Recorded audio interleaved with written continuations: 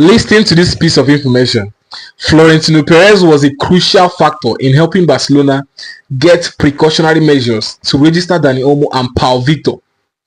Before the Supercopa finals, Perez directly called the president of the CSD to ask him to accept Barca's request, reviews Catalunya Radio. Now, if this piece of information is true, that means we are playing in La Real Madrid, not La Liga. Don't get me wrong, we are grateful if you actually play the part in Dani Olmo and Pau Victor's registration.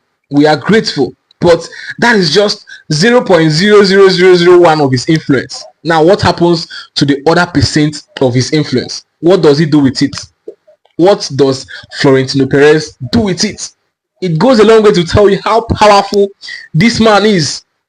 A club president.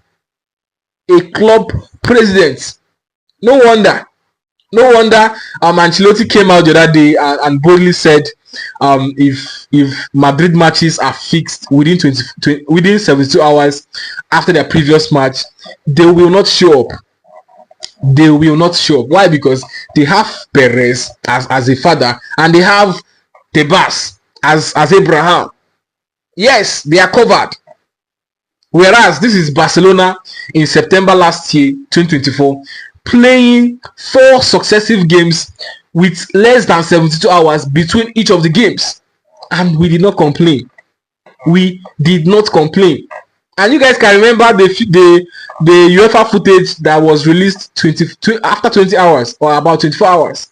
The one of Alvarez double kicking the ball. It was not released like minutes or a few hours after the match. It was released after like 20 hours, if not 24 hours. And then we now saw that there was a clear touch. And you guys want us to agree that video was not edited. You guys want us to agree. Now, you could remember the referee that issued Bellingham a red card against Osasuna. And after that match, the referee was sanctioned. He's no longer allowed to officiate in La Liga and UEFA competitions. Why? Because they are trying to investigate if he has an affiliation with Atletico and other clubs. Now, not because he gave Bellingham a red card, because Bellingham actually served his ban. He served a 2-match ban after that red card. But you guys want us to agree that you knew nothing about this news, about this referee's affiliation with Atletico and other clubs before the match. It was after he stepped on Real Madrid's toes that this was exposed, and he's been investigated for it. So until the investigation is done, this referee will not officiate in La Liga and UEFA competitions. And you guys want us to agree that it happened ordinarily. No, it didn't. Remember, Perez at some point was pushing for the Super League, and that caused UEFA to remodify the UCL. This idea was an inspiration from the Super League, because this was actually Perez's idea in that Super League. And that was why UCL had to, remodify the UCL format to what we experienced this season. Perez's influence. This man's influence should be a case study, a topic of discussion. Florentino Perez. But we are grateful. Seriously, we are grateful that you actually played a part if this is a true information.